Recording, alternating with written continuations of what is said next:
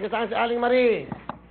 Dati po akong taga Bulacan, pero po ngayon nakatira po kami sa Quezon City. Okay, mahirap ba maging isang OFW yung ulila sa pamilya? Napakahirap po, Kuya Will. Bakit? Kasi po, mahirap po talaga, sa totoo lang po, ang gusto ko po talaga, ayoko po ng watak-watak na pamilya. Dahil po ang tatay ko at ang nanay ko nagkahiwalay po. Pagkatapos po, nung magkahiwalay po sila, namatay po ang tatay ko nang walang kasama sa bahay. Nakita lang po na ang mga kapitbahay na patay na po siya. Nakapag-asawa po ang nanay ko ng hindi po maganda. Naawi po sa hindi maganda na drugs po. Nasira po ang buhay namin nang nawala po ang tatay ko. Nang namatay naman po ang nanay ko, kasi po nung ano po siya po ang sumusuporta sa amin kahit po may asawa at mga anak ako, Saan ka pumunta? po Saan sa ka amin. abroad? Sa Bahrain po. Anong ginawa mo sa Bahrain? DH po. DH. Opo. Ngayon nandito ka na. Opo. Bakit? Hindi po kasi maganda yung napuntahan ko eh. Ganun ba ang buhay niyo ron? Pag Mahirap hindi po. maganda, kailangan umuwi? Opo. Kasi po, ang hirap po talaga eh. Isasakripisyo mo po yung buhay mo na doon ng wala ka pong kamag-anak. Sobrang hirap nga po ng buhay. Naisipan ko po ibenta yung mata ko eh. Nagpunta po ako sa isang ospital. Sa may Binenta- capital po. Binenta mo yung mata Hindi mo? ko po, naghahanap po ako ng bibili ng mata ko dati. Sa sobrang hirap po ng buhay namin. Bibenta mo yung mata mo? Opo. Pwede ba yun? Gagawin ko po yun sa pamilya ko. Senator, nadinig niyo ba yung mga hinanaing ng mga ano? Hindi, sabihin. Hindi, kasi tinutulungan niyo yung mga OFW, pero this is a good thing na tiyempo naman, nandito kayo ngayon. Ang ganda ng mga ano, kasi tumutulong kayo sa OFW. Eto, hindi ko alam na may gano'n, nagbebenta ng mata. Ang alam kong gustong bumili yan, si Randy Santiago. Hindi, pero, hindi, pinapasaya lang kita, ha? Gusto ko lang sumaya ka, pero, hindi, seryosong bagay ito. Bilhin mo yung katawan mo, ibebenta mo para lang tulungan mo iyong mga kapatid. Ano nangyari? Wala po akong nakita ng donor eh. Hindi, kailangan, buti Kasi yung po, kidney mo, hindi mo kasi may Iniisip mga ko na ganon. din po yan itong mga nakaraang araw dahil sobrang hirap po, hindi po kasi yung sahod ng asawa ko at tumutulong din ganun, hindi po ako tumutulong sa paghanap buhay sa asawa ko sa bahay. Hindi pa rin po kasi yung pang kinikita po namin. Bago po namin kainin, kailangan utangin muna po. Nung pong nakaraang linggo, yung pong pinsan ng asawa ko nagtatrabaho po sa veterans. Inalok po ako, sabi niya, Ate Marie, gusto mo bang benta yung kidney mo? Yung isa, sabi ko, magkano? 50,000. Sabi ko, Isang kidney? Opo. Oh.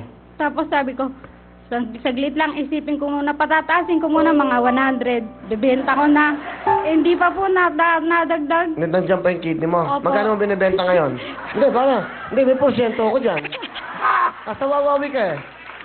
Ito ha. 10% ako. Gusto mo. So, 100,000 ang benta mo sa kidney. Yung ba kidney mo nakakatawa? I'm just kidney. Mga ganitong mabigat na buhay dahil pinapasaya yan. Alam mo, may naging kaibigan akong ganyan. Hindi, nakakulong siya. Tapos nang sumulat siya sa akin, tulungan mo ako. Alam mo ginawa? Una, binenta niya. Totoo yun, para matulungan yung pamilya. Una niyang binenta. Una, yung kidney niya. Tapos, sumunod, yung atay. Hindi, isa-isa. Sumunod, yung bituka. Hindi. Hanggang ano mo, Senator? Hanggang ngayon, nakawala na siya sa kulungan. Pati pa kamay, ulo, binenta niya. So, nakawala na siya. Ngayon, hinahanap siya ng mga pulis.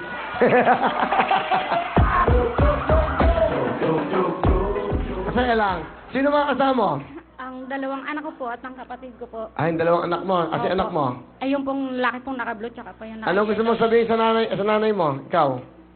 Magpapasalamat po ako sa kanya dahil napalaki niya po kami ng maayos at nagsakripisyo po siya para sa amin. At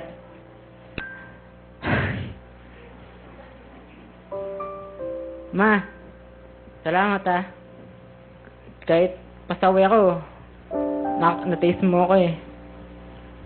Kahit na nag-asawa ako ng maaga, Hindi ko po kayo iiwan. Dito lang po ako. Sino yung nasa gitna? Kapatid mo? Anong pangalan? Pakibigay mic sa kanya. Ano pangalan mo?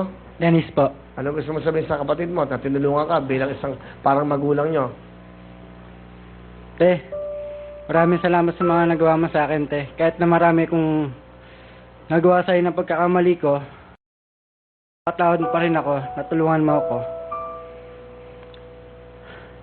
andiyan ka pa rin sa tabi ko. Salamat, Tol. Sige. Ito yung bunso mo ka, anak? Pangalawa po. Pangalawa. Ano gusto mo sabihin sa nanay mo? Ma'am, maraming salamat po na palaki niyo po kami ng maayos. Tsaka po, Sige, okay lang ho. mahal na mahal ko po kayo. Okay, sige sila. Sige na kayo, may umuubo sa loob naman. Pero baka okay naman, magaling. Na-check naman pagpasok ng ano yung temperature eh, okay. Ano gusto mo? Pahinga lang muna, okay?